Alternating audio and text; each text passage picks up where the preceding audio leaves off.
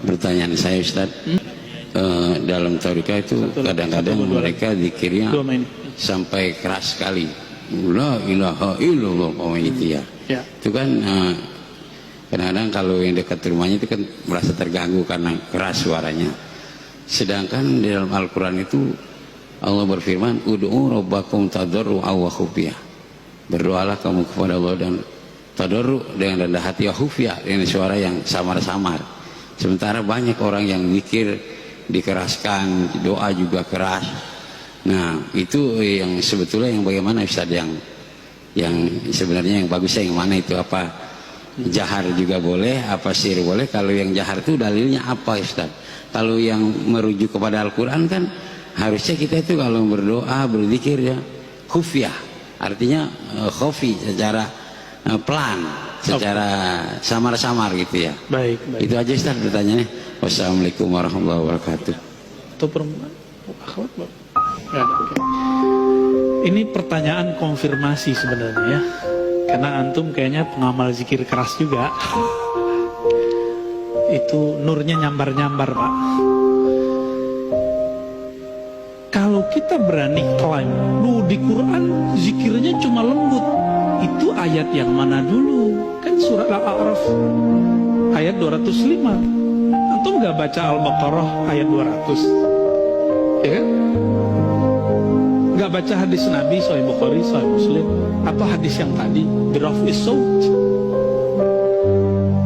Siapa yang paling mengerti isi Quran? Ahlul Quran. Siapa yang menulis tentang adab ilmu Quran? Imam Nawawi, Tibyan.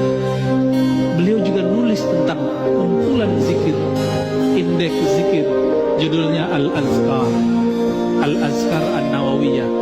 Baca pengantarnya, dan itu sudah diterjemahkan kalau belum bisa bahasa Arab.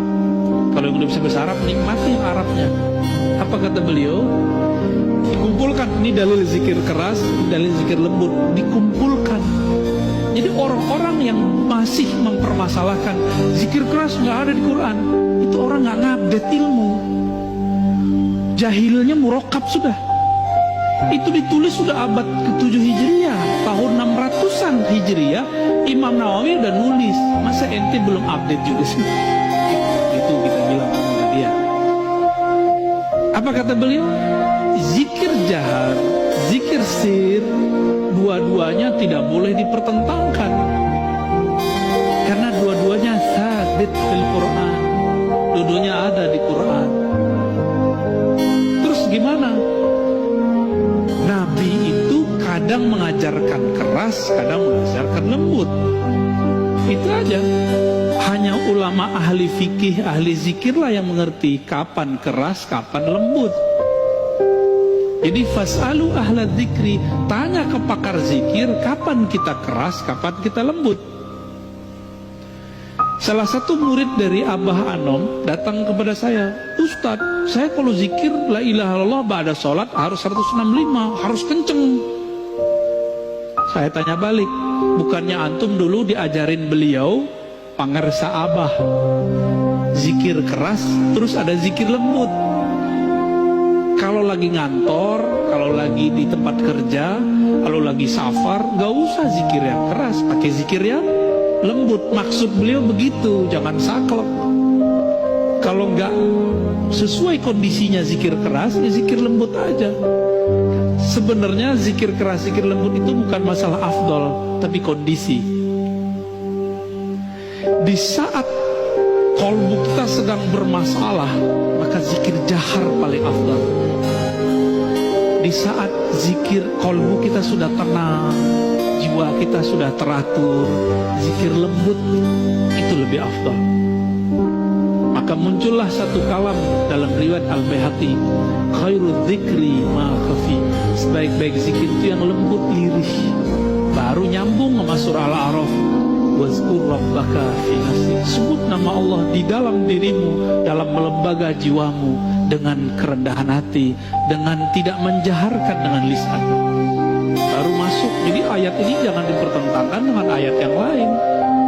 Ya, ini yang lucu, teman saya praktisi ruqyah membid'ahkan zikir keras. keras.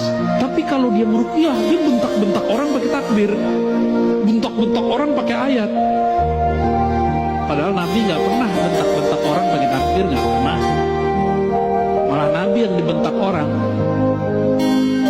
Siapa yang melindungimu dari pedangku? Jawab Nabi, Allah. Langsung jatuh dia. Jadi Nabi kalau baca Allah jadi pedang, Pak. Sakti. Kalau kita baca la ilaha illallah, takbir, udah berbuih, udah habis suara, gak menang-menang juga.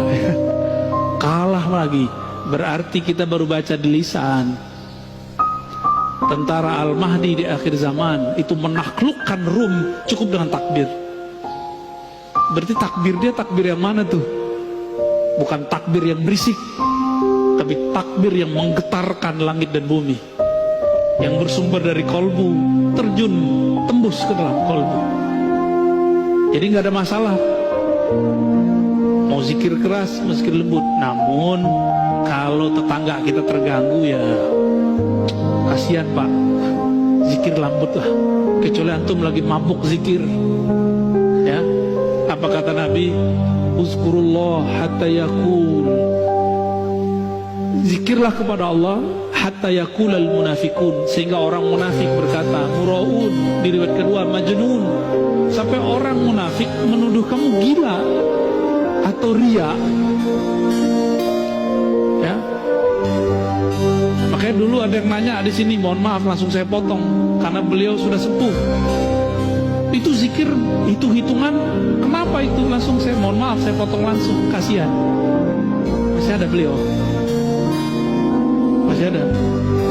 Wah, kalau Ma'ani dia nggak mau ikut ngaji lagi, nggak apa-apa ya. Itu kenapa? Masa seumur begitu masih suuzon sama orang zikir, tapi jadi munafik kata Nabi. Bahaya. Maka semoga semenjak saat itu dia tidak suuzon lagi sama orang yang berzikir. Kira-kira begitu. Wallahu a'lam bishawab.